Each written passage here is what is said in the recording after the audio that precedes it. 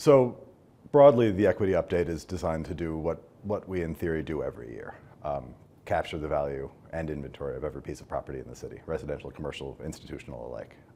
The bulk of those are residential, but we've got better part of 11,000 non-residential properties. And this is the equitable foundation for property taxation, which is the city's third largest source of revenue. But there's an inherent good, I think, that goes way beyond the tax bills in doing this. That's to make sure that everybody's property is captured accurately in terms of its physical characteristics. What's on a piece of land, house, masonry, 4-story, institutional office building, park, otherwise, and put a monetary value to that bears a one-to-one relationship between the assessed value and the fair market value, what that property would trade for if it were on the open market and being exchanged by two similarly motivated parties. Explain the process of a property assessment. So as we conduct it, as I think it's done according to best practices in New York State, an assessor goes out into the field, captures the characteristics of a class of properties in any given defined neighborhood, and compares those against market data, sales of like properties in the neighborhood. At the same time collecting the data, verifying the data. Data in theory has been collected over the years, and we would just be verifying from the curb that two-story colonial style house is still a two-story colonial style house. And how can residents in the area, how can their taxes be affected by a new assessment or reevaluation? So, two-part answer, I think. To the former, as we do this every year, we reassess just under 8,000 properties around the city this year. All things being equal, taxes don't necessarily change. Think of it as a pie that's divided up, and some slices get larger, some slices get smaller.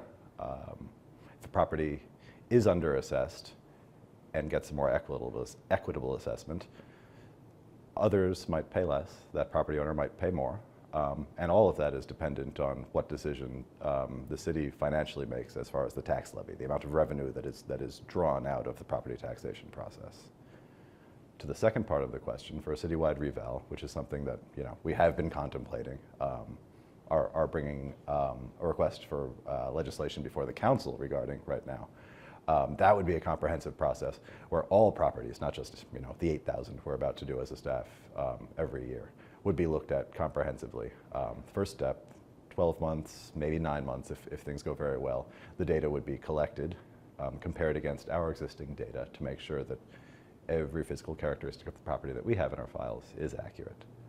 Then about the next 18 months, should we elect to continue the process, would be spent doing really in-depth, granular modeling of the values of all these properties citywide. And that would truly reset every property on an even footing, providing, I think, an equitable base for us to go forward and sort of tweak as the years go by. Someone hasn't changed much to their home since their last assessment. Could their home value still increase? And if so, why? Certainly, and that's it's twofold, or maybe a multifaceted situation. One is simply that we have not done a citywide reval since the early 90s. This was a project in which data were collected over the course of several years. Ultimately, values were generated for the 96-97 roll year. And there are instances citywide in which properties either haven't been reassessed since then, or reassessed during times when the market was down, and so the assessments haven't changed. In the past 7 years, obviously, property values have increased dramatically throughout the city. Among the universe of city properties, just 13% in the last year, which was the highest rate in central New York. Obviously, among 62 residential neighborhoods around town, those have increased at different rates among different classes of property. Class A office space, brick and mortar retail, less, vacant land, more. Those have increased at different rates too, or in the case of probably office and retail, decreased to some extent. But with all of those dynamic components affecting each piece of the roll every year, there's no way to set everything right without looking at everything at the same time as part of the same universe of property. Let's say a home is assessed and the outcome of the value of the home is $10,000 higher than it was previously. Do you know how much their property taxes would go up at all? No, there's just so many factors at play. It's too soon to tell. One would be the city's budgetary needs in that year. You know, whether the property tax levy were increased by finance budget, our partners in the Common Council. Another is what might the property tax rate look like. Currently, our property tax rates are well north of $39 per $1,000 of assessed value. Assuming the city is undervalued, it stands to reason that the property tax rate should come down a lot. I would say that probably a plurality of property owners in the city, if we do elect to go forward with the reval and we are as undervalued as we think we are, would see property taxes go down by some significant amount. If somebody doesn't like their assessment result, can somebody challenge? Yes, so we are in the final days of the back end of the grievance process, filing a formal complaint through the Board of Assessment Review, which is an independent adjudicative body appointed by the Common Council. They are meeting through Monday. I signed the final assessment roll for this past year, this coming Monday, the 31st, by statute. So that window has closed for this year, but every year it's the same process. Property owners who are aggrieved, whether or not their assessment has changed in the last year, come in January. They can file a grievance during a 2-week block, the 17th through the 31st. And then grievance hearings are held during the entirety of the month of February, more or less, and usually in the first week of March. And the Board of Assessment Review hears those fines on the merits, either against the city or against the homeowner, and makes recommendations to the Department of Assessment for generation of the final roll. So you mentioned before that you guys believe that Syracuse is undervalued. So would residents more likely see their property taxes go down instead of increase? I think it'd be tough to speak so generally. Again, because we want to stay away from the tax question, just because there are so many variables that affect that, and there's such a long runway. We're talking about 30 months away from when we might be seeing actual values thrown off by this true changes to the roll. But we're existing in a time of uncertainty right now, I think, due to some macro market forces, and obviously the market, I don't think, is overinflated right now, but there is any reason to expect that as interest rates go down and supply goes up, that might have a chilling effect on prices. So I don't know that we necessarily exist in a time of perpetual appreciation in the market.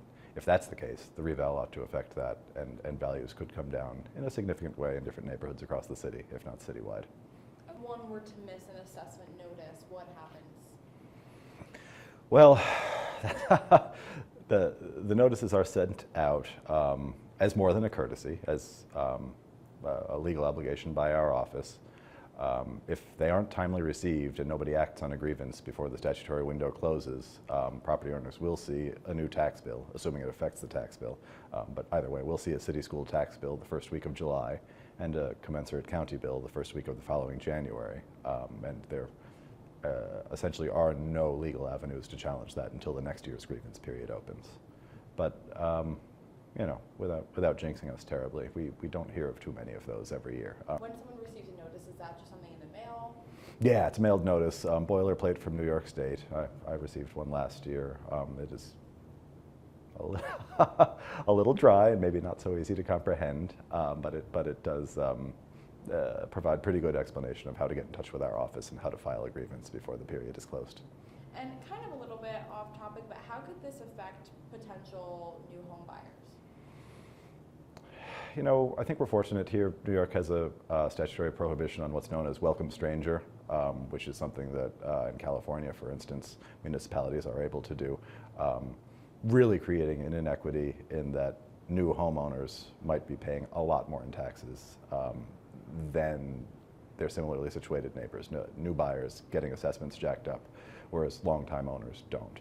Here, we don't do that. We can't do that, and so I think by and large, taxes are baked into home prices right now. We're still seeing bidding wars in nearly every neighborhood in town. And while I think there are a lot of obstacles to new home buyers, I don't think that's something that really stands out.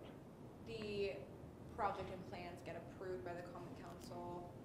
When would these assessments start? So assuming we can come to some understanding with council on the next voting cycle.